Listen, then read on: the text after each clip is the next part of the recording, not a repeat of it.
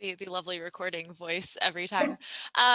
So today I am presenting on Bluegit, which is a free resource for teachers, which I have found that my students adore. So I'm actually going to screen share. Her coach had a lot of fun playing too. Yes.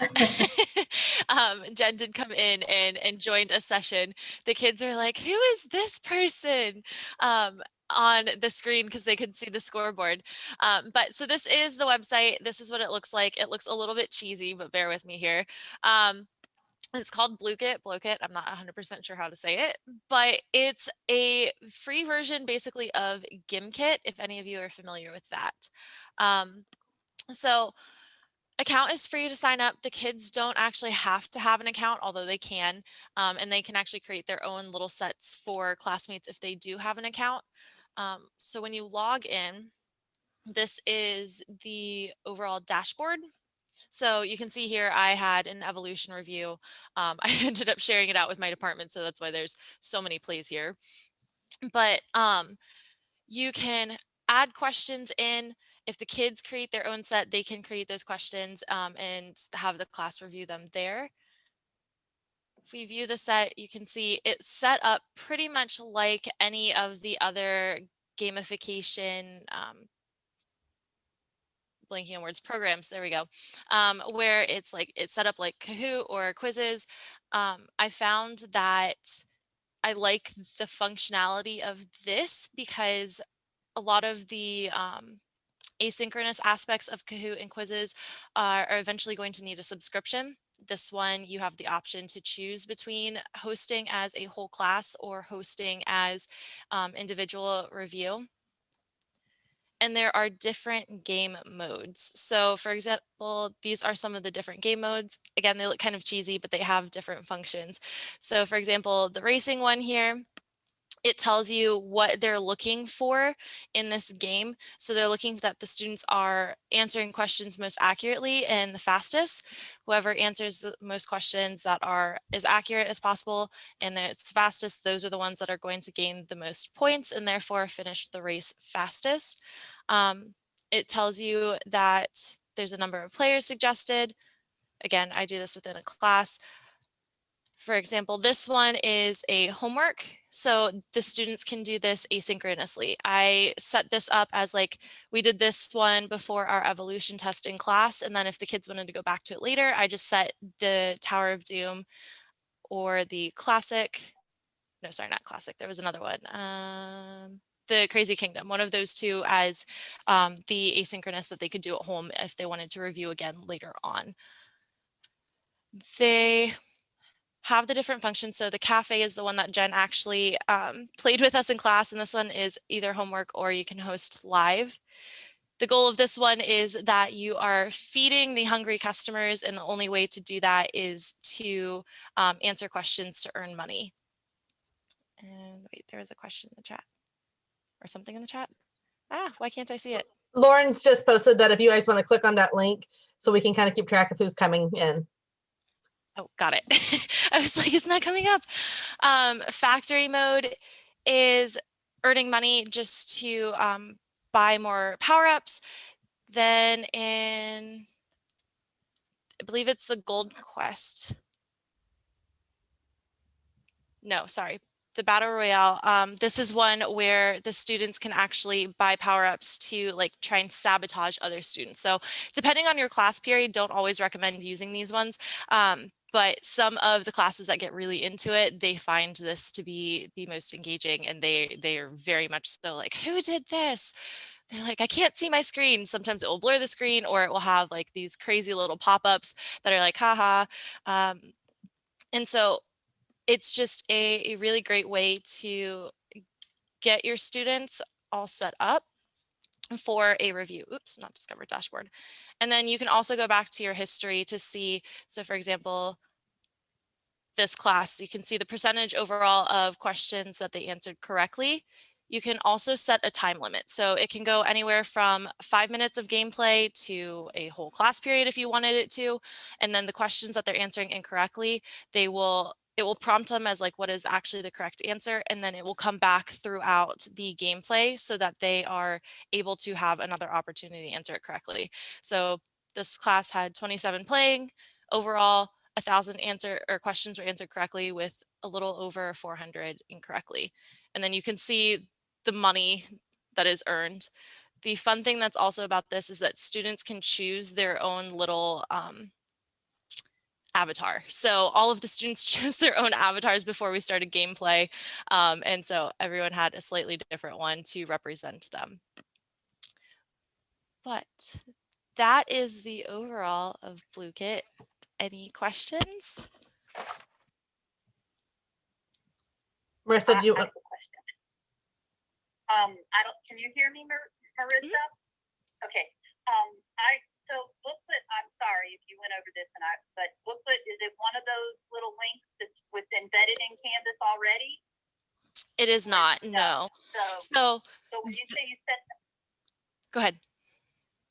When you set it up for homework, can you show me how you embed that in Canvas? How do you do that? Okay, thank you. Yeah. Okay, so let me go back up to host.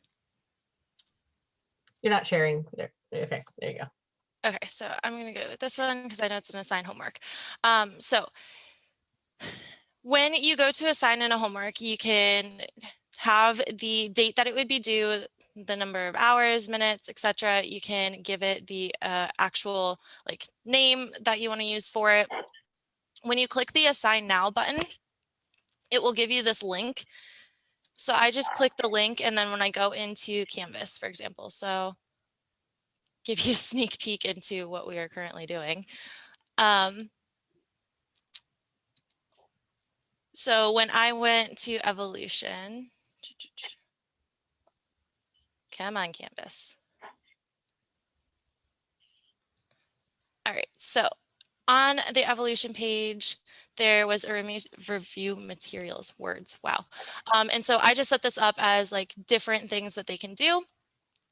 So you can have the link just to the login page and then give them a code, or you can use the actual link that was given here.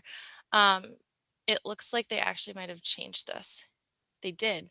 Okay, so the last time when I used this, I had to have a review code so the kids would sign in with that. Now it looks like if you just go to Canvas and you're trying to add a link, you would just use the homework link that they gave you and use it as an external tool. So I would external link, paste the link, and then whatever I wanted to name it. So Blue Kit review. And then once you click done, it would just be something the kids could click on and it would take them straight to it. Nice. Marissa, do you want to go over the like how you create it or how you steal somebody else's? Sure. That would be a good thing to do. Okay, so if you wanted to create your own set, if you go to the very top of your account, and again, you would have to create your own account. I just set it up using my district email and passwords and things. And then at the top where it has the tiny little homework thing with the pencil, it says create. You would just click on this. You can choose an image and give the title. So plants and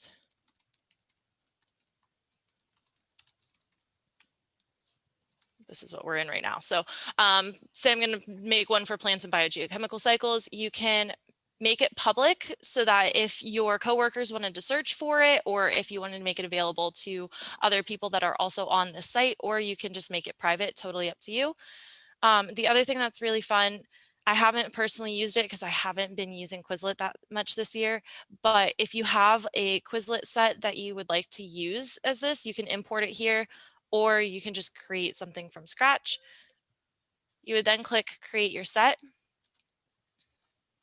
And then you can import questions or add questions. So if I were to add a question here, like I said, it's pretty similar to the setup of like Kahoot or quizzes. You would type your question here, select which one is the correct answer. It will turn green when it's the right answer. And then you can set a time limit. You can also do this random question or answer order, which is helpful, especially if you're having the students do a longer gameplay, because as those questions keep coming back, they're not going to always know it's going to be B. It will change around. Then when you are done, you would just click save. I'm going to hit cancel. And then when you are completely done with this, you would just click save set. You can also set that time limit in advance for those questions. Now, if you wanted to find a set for someone else, you could, I believe you search by name. Let's see if hers pops up.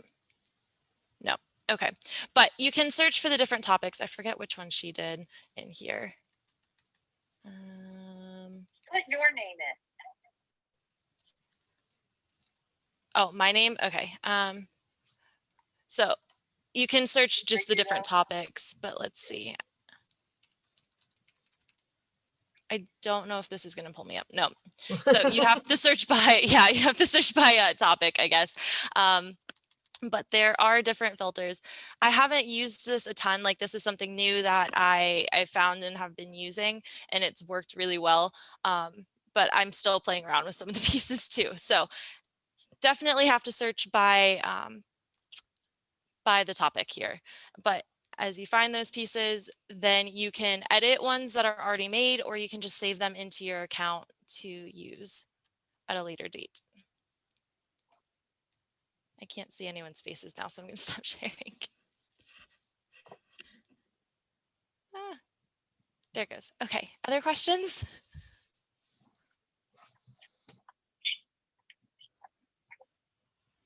So I noticed that you have, when you're in there, it says booklet.com dashboard. Mm-hmm. So you're just going to Google, go into booklet.com, and then creating one or downloading one, made an account, then did that, and then you get, when you're done at the end, it gives you a link that you can paste and insert into the Canvas page. Yes. I got that right? Yes. Okay.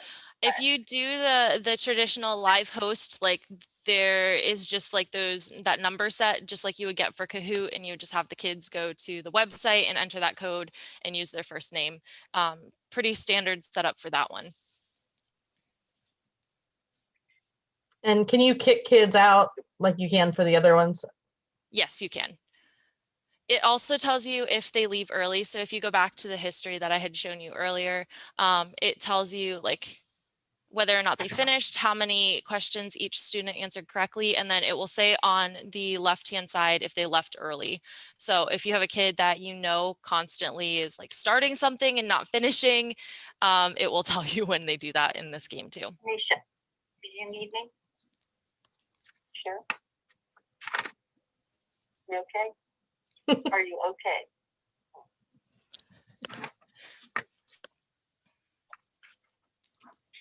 All right, any other questions?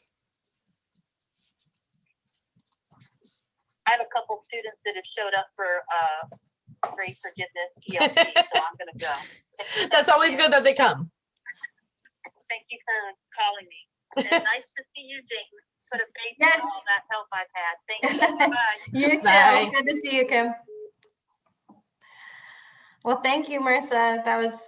It's always great to see different review games and things, because, you know, the kids get used to seeing the Kahoot. I wasn't ready for that. That's okay. Jennifer will edit it out. I know, that's why I'm not worried about it. Thank you guys so much for joining us today. We love having these guest speakers on here to share all these cool tools with you guys. Please join us next week on the 31st. We have Soar with Science and Zoom with special guest Jasmine Clark. Remember, if you have any ideas that you would like to share with your fellow teachers, please let us know, because we would love to have you on here. And we greatly appreciate everybody taking the time. Marissa, thank you for taking the time to share this with everybody. You're welcome.